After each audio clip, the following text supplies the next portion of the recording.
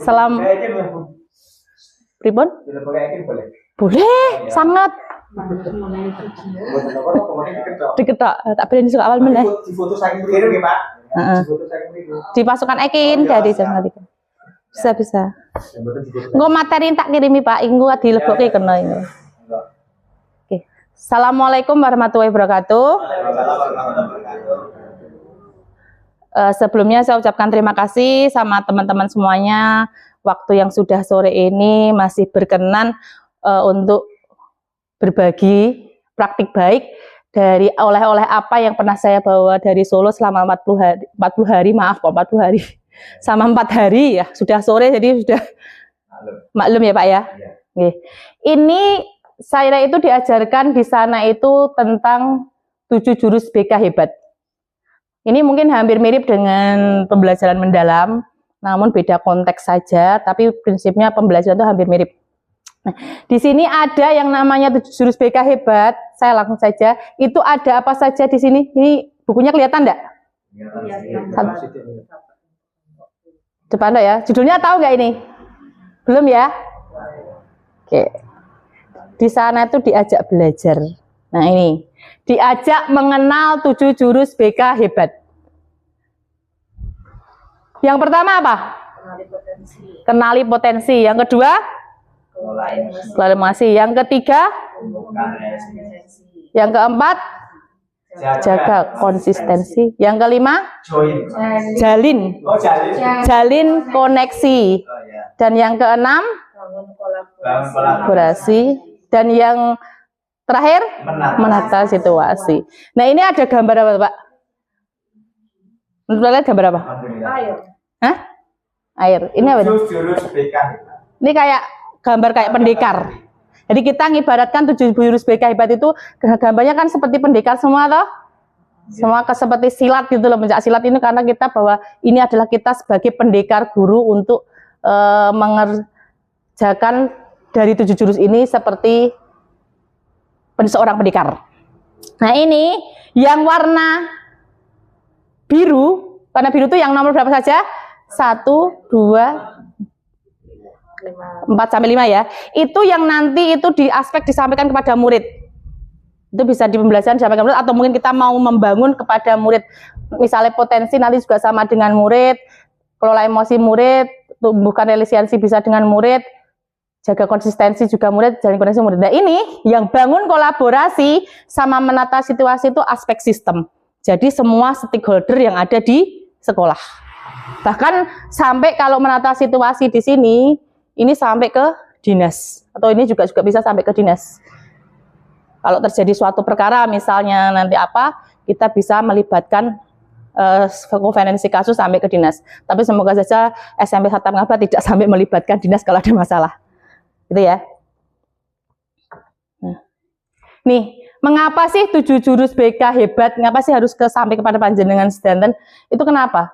7 jurus BK hebat itu bahan materi ajar pelatihan yang akan diberikan kepada guru kelas juga bisa, guru mata pelajaran, guru bimbingan konseling sebagai upaya peningkatan kompetensi guru agar dapat membimbing kepribadian akademik karir murid mencapai tumbuh kembang yang maksimal. Nah ini kan harus saling berkolaborasi. Seperti kenapa adanya wali kelas itu biar kita bisa membangun anak-anak itu dengan 7 jurus BK hebat ini. Nah itu akan saya jelaskan satu persatu apa sih 7 jurus BK hebat, tapi sebelumnya kita lanjutkan yang ini dulu.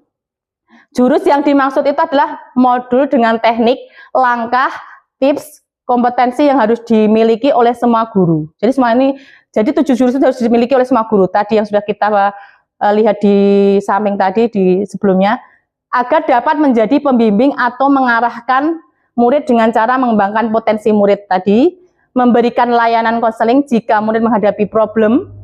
Nah, jadi kan yang guru wali kan yang menghadapi konseling kan nggak guru BK ya. Jadi jenengan juga bisa konseling. Misalnya jenengan kan tadi membina 7 siswa, oh iya bermasalah ya, sing konseling jenengan ya enggak apa-apa, tidak harus guru BK. Kemudian istilah jurus ini dikenal dengan seni bela diri khas Indonesia, yaitu pencak silat yang seperti saya sampaikan tadi, berupa rangkaian gerakan yang solid yang mengandung nilai keindahan estetika dan nilai kebaikan etika.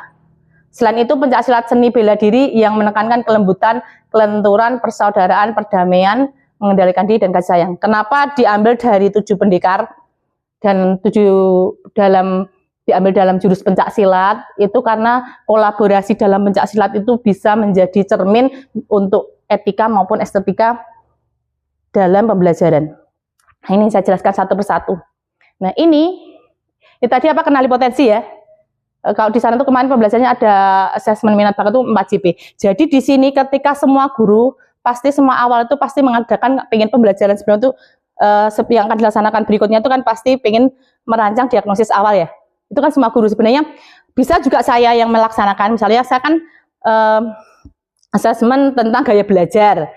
Asesmen kemarin namanya Aku Pintar tentang kecerdasan. Nek ngerti kecerdasannya dari anak-anak, mungkin dari saya serahkan ke panjenengan juga bisa.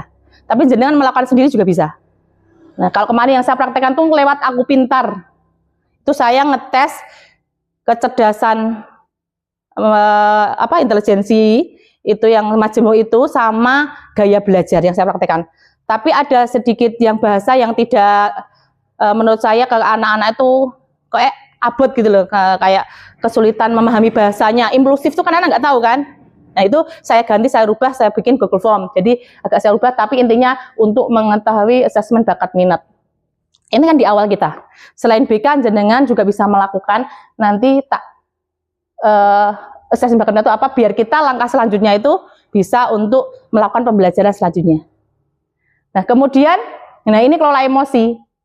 Kelola emosi itu mungkin sama dengan pembelajaran yang kita lakukan di pembelajaran mapel umumnya itu juga kan ada SLE itu ya, SEL ya, bukan SLE tapi SEL, sel itu kan di pembelajaran mata pelajaran itu juga ada, itu adalah dalam pengelolaan emosi. Nanti akan ada bagaimana mengatur kesadaran dirinya, bagaimana mengelola kontrol emosinya, itu kan ada di sini. Kemudian tumbuh resiliensi ini berarti kan kekuatan. Kita sebagai guru harus menumbuhkan kekuatan kepada murid untuk memotivasi. Banyak anak-anak lembek-lembek yang masih pikirannya tuh negatif tinggi, merasa rendah diri, merasa tidak bisa, ataupun bahkan merasa tidak dihargai dan sebagainya, macam yang tidak bisa berpikirnya yang jelek-jelek, ibaratnya lah negatif thinking ibaratnya. Itu nanti kita bangun di sini. Ini kita bangunnya di tumbuhkan resiliensi ini. Kalau kita sudah membangun di sini, kita jaga konsistensi. Anak biar konsisten dalam menumbuhkan kekuatannya tadi, itu harus dibangun kesadaran terus-menerus. Jadi anak itu kayak kesadaran terus-menerus agar menjaga konsistensi. Nah, kalau sudah, yang ini adalah jalin koneksi. Jalin koneksi ini berarti ada rasa antar kerjasama dengan temannya, kerjasama dengan berbagai pihak, dengan bu guru juga bisa. Itu ada komunikasi ini, jalin koneksi ini, komunikasi, ada rasa empati di antara teman-temannya itu dijalin koneksi. Ini biasanya lewat konseling individu juga bisa. Kita kan kalau ono bocah sing ada sesuatu yang perlu kita konselingi ya bisa lewat sini. Jadi kita membangun nek dipanggil konseling itu kan tidak hanya sekedar kita mau nasihati, kan tidak, tetapi juga membangun empati. Oh, kita peduli. Kayak misalnya ada anak yang memang yuk kita mengasih dan merasa oh dihargai meskipun aku yang salah apapun, ning dibombongi ya, motivasi lah. Itu di sini kita konseling individu. Jadi ketika nanti wali kelas atau guru wali itu bisa lewatnya ini. Jadi memberikan motivasi atau komunikasi empatik. Nah, ketika sudah kegiatan sehari-hari sudah, itu kita ketika kita sudah jenengan sebagai guru wali ataupun guru wali kelas sudah melakukan konseling, di konseling, tapi ada sesuatu yang tidak bisa jenengan selesaikan. Wah, tenan iki tak konseling ping 5, ping 6 kok tidak bisa ya? Tetap bocah kok ngono wae. Itu berarti kita dibangun kolaborasi. Nanti kesiswaan wali kelas bisa kolaborasi dengan saya guru BK. Guru BK bisa kolaborasi dengan guru mata pelajaran, kesaling kolaborasi diramungnya bareng-bareng. Ya kayak kita ibaratnya diskusi bahas anak piye to apike gitu kan. Nah, kayak dulu pas ngatasi siapa ya? Ada masalah anak itu ya, kita dikapake si Rizky sama si seperti itu ya Mas. Itu kan kita selesaikan dengan bareng. Nek kita sudah kolaborasi ini, ternyata kok kita gagal, anaknya tetap tidak bisa kita atasi. Nah, ini puncaknya di sini. Menata situasi. Jadi sudah melibatkan persoalan itu sudah melibatkan pihak kepala sekolah. Itu masih dibangun kolaborasi. Nih tapi nek wis ada pihak luar yang dilibatkan entah RSJ, entah nanti dinas, itu berarti kita sudah menata situasi lingkungan belajarnya harus menemukan yang aman yang nyaman, itu butuh bantuan dari luar. Tapi kita harus menciptakan situasi ini ben apik iki. Kalau bisa jangan sampai kita tahu dhewe wae, aja sampai pihak luar ikut neng kene iki. Kita berusaha jangan sampai pihak luar ikut membantu ini. Kita kalau bisa di dalamnya kita wis dirampungi di kolaborasi. Seperti itu. Jadi kita menciptakan ini itu ya dibangun di sini. Ini pemetakan materi 7 jurus BK hebat yang tadi sudah ini. Jadi kita kalau pembelajaran bisa dipakai di saya, di panjenengan juga bisa. Nanti konsepnya ARKA. Jadi mulangin kita konsepnya ARKA. ARKA itu apa? Sebelum ke ARKA di sini, saya ingin menjelaskan tadi ini yang sudah saya jelaskan tadi tentang ini kapasitas guru kolaborasi dengan stakeholder itu nanti yang kapasitas guru mendampingi murid. Oh, yang mendampingi murid di sini. Ini yang warna biru tadi toh, kita yang mendampingi murid kan. Ini yang asesmen bakat minat tadi yang saya sampaikan, mengenali dan menemukan potensi. Berarti kalau kita melakukan tadi melalui Aku Pintar yo iso, melalui jenengan menemukan tes bakat minat apa wae ya bisa ya. Mungkin Bu Aryani punya tes bakat minat lain yang lebih akurat sekonggon kuliahnya Bu Ar ya bisa juga Pak Din di PPKN ono tes bakat minat menemukan juga bisa. Jadi macam-macam kan yang akurat itu kan tidak bisa diambil, oh ini paling akurat, tidak bisa, tetapi bisa macam-macam. Nah ini kita bareng-bareng gali potensi si anak tadi. Ini kemudian ini malah resiliensi seharusnya kan yang masih ini. Ini yang melatih grow resiliensi itu melatih daya lentingnya tadi, kekuatan bocah ki ben berpikire grow mindset, ben pikire ngelatih bocah men pikire ki ora cendek tapi mikirnya ke depan. Jadi nanti yang membangun kekuatan itu di sini. Jadi kayak motivasi lah ibaratnya, kayak motivasi, dan bocah ki ben menemukan sendiri apa yang harus dilakukan itu di resiliensi ini, bisa lewat konseling, bisa lewat di kelas, bisa lewat penguatan-penguatan yang lain. Nah, ini regulasi emosi. Ya tadi pembelajaran SL dadak dhewe ben anak ki iso ngelola emosi dhewe dengan cara yang apa itu di sini. Ini masih jadi bangun anak lah yang seperti kita lakukan lah. Kebiasaan anak Indonesia hebat itu memiliki habit disiplin positif. Ya gitu sudah sering dari zaman dulu kita selalu ada disiplin positif ya. Kadang tidak ada yang berhasil tapi tetap kita itu menitik beratkan pada disiplin positif di sini. Disiplin positif ini seandainya konsisten ya insya Allah berhasil sih. Kemudian keterampilan komunikasi empatik tadi menjalin koneksi yang sehat dan kuat. Nah ini kan kita yang menjalankan sehari di sini bangun yang kene kuwi mampu, kalau sudah terbangun ini kuat sampai kita ini ke anak sampai di konseling ini bisa teratasi, berarti kita sudah berhasil di sini. Nek belum nanti akan melibatkan sini. Nek iki wis dilakoni awake dhewe wis gawe potensi, wis nggak kayak kekuatan, wis ngajari gimana mengendalikan emosi, wis ngajari disiplin positif, wis ngajari wis dikonselingi sing reso disiplin positif, wis dikonselingi kabeh to. Tapi kita nggak berhasil. Nah ini kita harus ke sini, berarti ke orange. Wis dilakoni awake dhewe ngajar ning kok ora berhasil, sampai di konseling ora berhasil, berarti kita ke sini. Kapasitas guru kolaborasi dengan stakeholder. Nah ini kolaborasi, dukungan semesta ini kolaborasi dengan berbagai pihak lah. Kemudian berpikir sistem lingkungan belajar aman ya, ini tadi sistemnya kita harus diperkuat, jangan sampai ada masalah kayak apa yang melibatkan orang luar sehingga kita lingkungan kita tuh kita ciptakan sendiri kan keamanannya. Nah ini saya kesini saya agak percepat karena waktunya juga semakin sore. Saya mendengar, maka saya lupa. Saya melihat, maka saya ingat. Saya mengerjakan, maka saya memahami. Itulah prinsip dari pembelajaran aktif. Peserta tidak hanya berperan sebagai pendengar atau penonton, melainkan harus terlibat secara aktif dalam proses pembelajaran. Dengan pembelajaran aktif, peserta dapat mengoptimalkan potensi auditori, visual, kinestetik secara bersamaan, sehingga informasi dan materi dapat diserap secara maksimal. Itulah alasan mengapa modul ini dirancang sedemikian rupa untuk mendukung peserta dalam belajar secara aktif. Konsep ARKA itu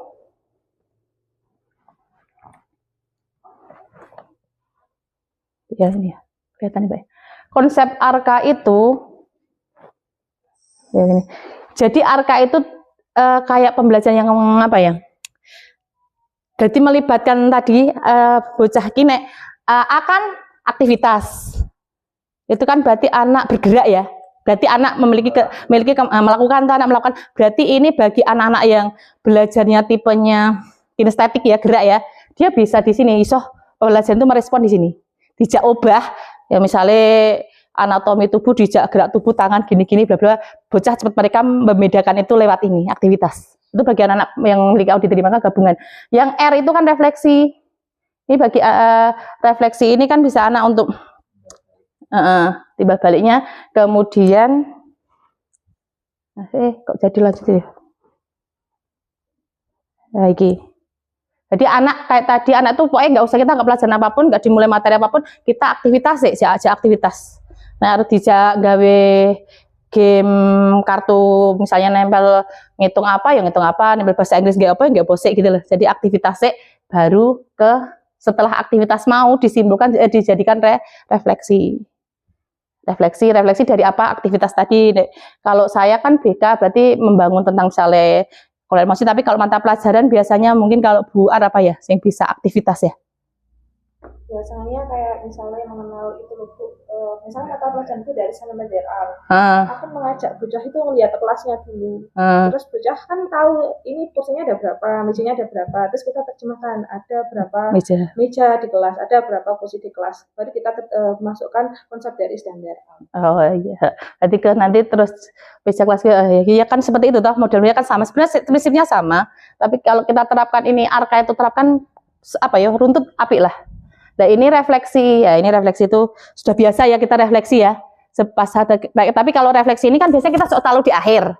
Nanti kan kita habis bulan di akhir kita refleksi. Tapi ini refleksi itu setelah aktivitas, kita merefleksi aktivitas ini. Jadi kayak membedakan apa tadi? Jumlah benda. Tadi langsung direfleksi gimana tadi jumlah benda gini, apa yang kalian hitung, apa yang kalian temukan kan gitu kan. Itu dari ini kita simpulkan sih Pak, direfleksi sih. Jadi nih gue tengah ono refleksi, akhir juga ada refleksi. Terus K, nah wes direfleksi, bocah refleksi ke aktivitas mau, lalu melakukan konsepnya, materinya lah kita jelaskan di sini. Oh, di R itu gini, menggunakan apa tadi? Menggunakan bahasa itu ini gitu kan. Jadi jelaskannya di konseptualisasi. Ini kayak menjelaskan materi. Jadi kayak menerangkan lah, ibaratnya kayak menerangkan mau. Nah, wes menerangkan, kita ke aplikasi. Jadi kita ke penerapannya itu seperti apa? Penerapannya seperti ini. Kasih tugas, kon gawe apa? Jawab soal lah atau apalah, monggo lah itu di aplikasi. Intinya sama sih. Seperti itu ya, dengan mapel yang lain mungkin dengan seperti yang lain. Nah, di sini kita berbasisnya gamifikasi. Berbasis gamifikasi berarti kita berbasis permainan ya. Kayak kita tetap gawe MR, mau di kartu juga bisa. Ya terserah, kita sebenarnya sudah bisa semua sih pada dasarnya ya. Ini kita pokoknya dibikin ada gamifikasi karena anak-anak saya gini nek dijak anteng kon mulai jane reso apa? Reso nyimak apa sih nih? Nyimak ngene iki aja juga mereka wis males loh.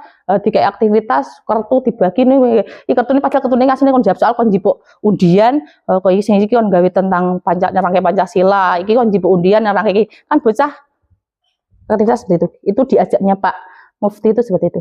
Nah ini tadi nek ketiga-tiganya Arka tadi di kabeh dia pas konseptual kan gue PowerPoint atau gue buku lah ibaratnya, terserah mau PowerPoint atau reso PPT, reso ya buku lah ibaratnya, kita buku yang dipegang anak-anak kan melihat toh, anak-anak bisa yang melihat itu apa ya, visual ya, berarti anak kosong melihat. Nah ketika mendengar tadi ketika menyampaikan jelaskan berarti anak bisa mendengarkan kan. Nah bagi anak yang kinestetik ya tadi yang pas A aktivitas, mereka bisa paham di pas aktivitas gitu. Nah ini pembelajarannya seperti ini. Ini tidak perlu saya terangkan. Nah jurus-jurus tadi ini yang saya praktekkan ini kan waktu saya praktek kemarin bantu Pak Noto ya. Itu jurus 1 kenali potensi. Ini yang agak ribet ternyata bocah agak susah dikondisikan nek bocah apa tes potensi iki yo ora cepet. Makanya agak lama di sini. Jadi karena aku pintar tuh yo soalnya banyak nggak bisa satu sekali jadi. Sama kemarin yang saya praktekkan ini sama Bu Mas ya yang bantu meeting ya. Bu Mas. Ya. Jadi kemarin saya praktekkan di sini itu jurus kelola emosi, yaitu gawe peta window shopping lah. Peta di sini mapping ditaruh di tembok-tembok window shopping, terus anak diajak berkeliling untuk seperti pasar gitu tandanya. Mungkin pasarnya saya kan pasar tentang konseling ya, ini kelola emosi ya. Pasar jenengan kan bisa pasar materi panjenengan gitu loh. Bocah noto-noto itu seperti itulah. Model-model seperti itulah. Terakhir tadi diajak dolanan kertu ya Pak Noto ya. Nah ini. Ya ini aktivitas. Nah ini saya sekarang aktivitas, saya ngasih aktivitasnya kari nggak apa-apa. Sekarang aku pengen kalian hadap-hadapan karo pasangan Bu Ar karo Bu anu apa saya tak ngerjain panjenengan. Jenengan kan Pak Noto. Tengok kursinya gue maju ra apa? Nggak usah tak kayak masalah cerita. Ini kita membangun kolaborasi. Nggak iso pura kayak ini. Bu Ati karo nunggu Bu Mas karo aku ya kenal. Depan. Saiki sing arep dadi A dulu siapa? Ini Bu Ar A, sing pojok sing kene A ya. Sing kene yang B. Saiki kita yang metode 1 sik. Apa terus lanjut cerita masalah pribadi oleh kok. Saiki kene. Bu Ar kan sing A. Bu Ar cerita apa terserah karo ya cerita masalah Shopee ya boleh. Cerita apa wae terserah. Ning Bu siapa iki? Jenengan Bukar. Cerita jenengan aja ndauri apa blas. Iya. Pokoknya dengarkan tapi jenengan ki kok tinggal aktivitas bereanan ya. Ora dirungokke. Pokoknya jangan kudu cerita terus ning aja dirungokke. Ini aja nesu ya, Bu. Ora, ya makanya jadi semua. Pokoknya ceritane aja dirungokke. Ya. Seperti apa? Ya cerita Shopee ya oleh ning ketika itu pesen. Nah, boleh cerita ning kono mau ya oleh. Orang jawab, jenengan cuekin. Aja jangan disauri le cerita. Jenengan cerita boleh cerita anake ya oleh ning aja disauri. Saya jadi cerita siapa? Cerita. Nek kowe kok tinggal aktivitas seperti golek aku wae. Nek sing anu jenengan cerita Mbak Ana. Heeh. Jenengan Juga aja jawab. sama kok. Oh, iya boleh. Mbak Ana. Mulai ya. Cerita. Siap. Tepuk tangan. Jenengan cerita Mbak Ana. Ya wis. Wis siap ceritanya cerita apa? Aku tanggapi. 1, 2, 3.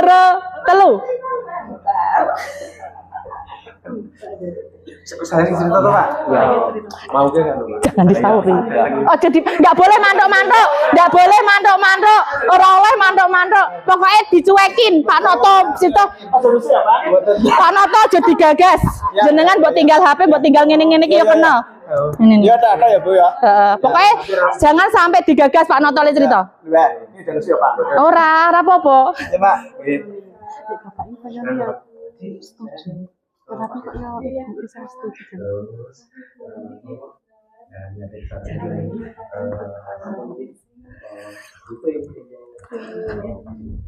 Pak Ibu buka.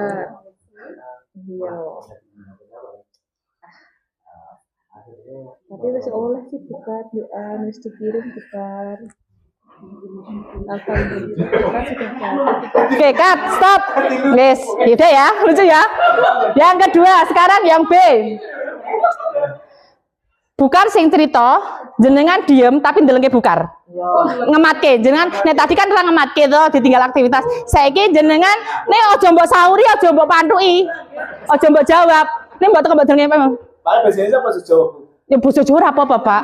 Dua-duanya boleh. B. Ini jenengan dimatke.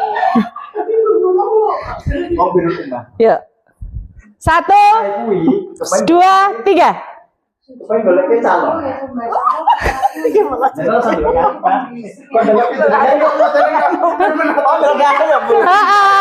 Jenengan ngambil lagi tapi nggak usah disauri. Ini kue Pak. Dimatke terus aja disauri, aja dimantuki.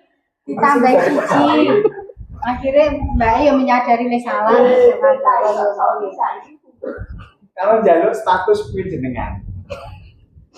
Pokoknya didelenge nek aja disauri, aja dimantuki. Udah rumah, udah pekerjaan, udah penghasilan. Terus lima kalau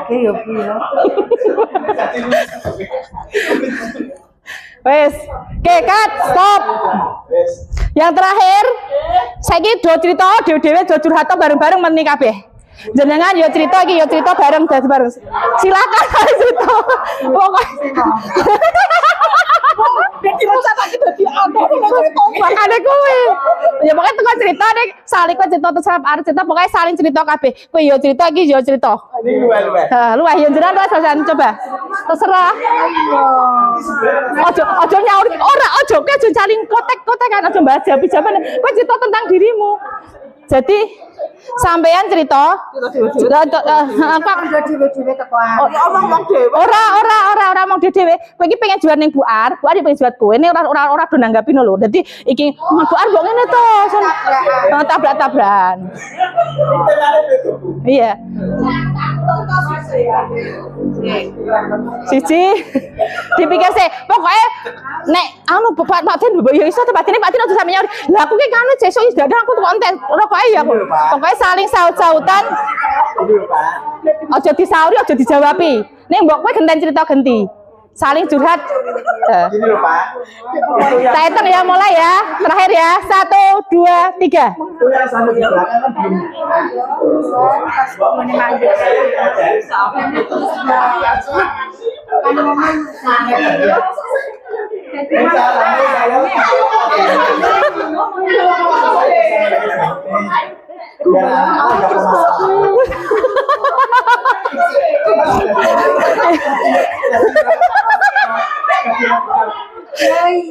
Oke, stop sudah cukup.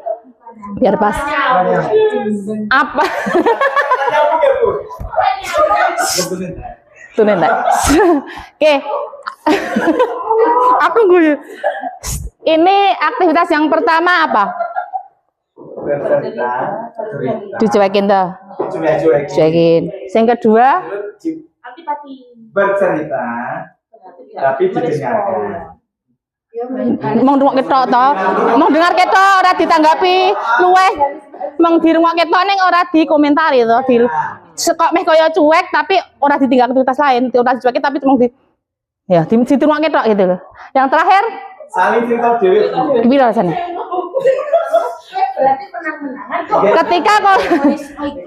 Ketika kolaborasi kita sebagai guru kita kayak gitu gimana? Masalah selesai nggak? Tidak bisa itu nggak nyambung gitu. Nggak nyambung itu. Tidak akan Tidak menimbulkan kolaborasi. Tidak menimbulkan kolaborasi ya. Jadi kita kan tetap butuh komunikasi yang saling timbal balik bersinergi gitu. Nah, nggak bisa suara. Jadi nek dak dhewe iki saut-sautan misalnya aku mau muni tok tapi nggak mendengarkan panjenengan kan berarti ora dadian. Misalnya aku gua awal dhewe jenengan gawe dhewe ora mendengarkan aku ora sido kan. Nah, kita harus seperti itu. Nah itu, nih.